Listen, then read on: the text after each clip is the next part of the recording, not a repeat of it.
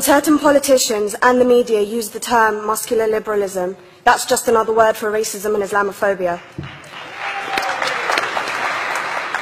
This stance on Islam has led them into primary schools to ascertain why young girls wear the hijab, as it could be interpreted as a sexualization of these young girls. I say shame on OFSTED for victimizing young girls,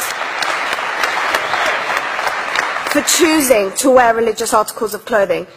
There is no such measure made for other religions or other articles of religious wear.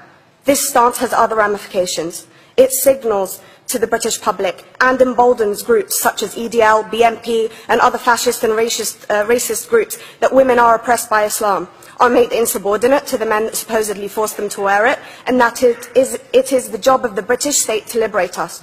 We reject this imperialistic saviour thinking.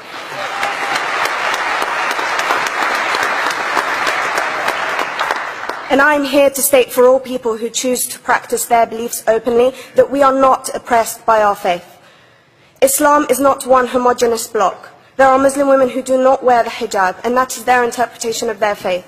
The Quran beautifully states, La ikraha fid din, which translates to, there is no compulsion in religion.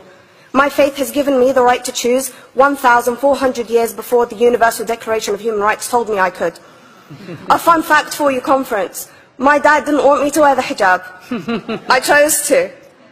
Those of faith, thank you. Those of faith should have the right to choose to wear their articles of faith. Sikhs wearing the turban, Jews wearing the kippah, or Christians wearing the crucifix.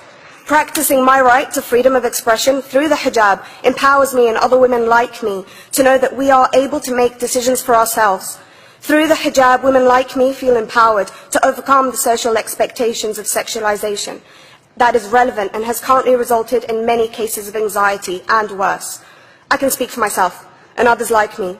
At school, I was able to focus more on the thoughts that were running through my mind than how good I looked to the world. The NUT has supported a woman's right to choose when it comes to pregnancy. I want conference to support my right to wear the hijab.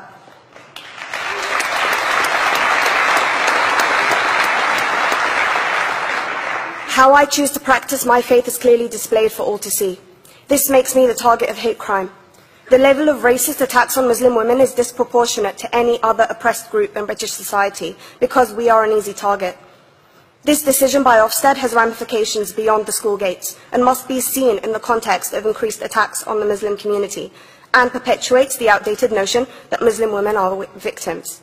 I was on a trip last year to Hampton Court with my Year 7s, where a man felt comfortable to call me a terrorist. As a Muslim woman, I'm not a victim, so I challenged him. He denied it.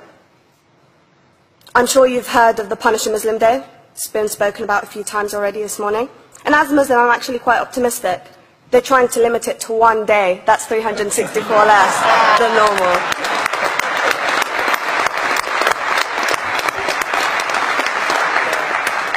But let's be clear, conference. Islamophobia and other forms of racism affects non-Muslims too.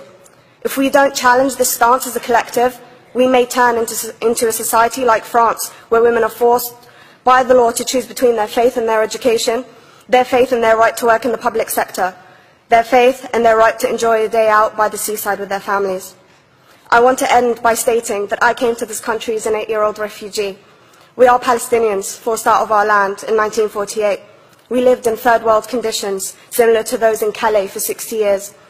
Here, I received the support I needed to study law at university and become a secondary school citizenship and PSHE teacher and a school rep. An injury to one is an injury to all, and I want to thank the Union for its stance on all oppressed groups, in particular mine, Palestine. Thank you, Conference. Thank you, Latifa.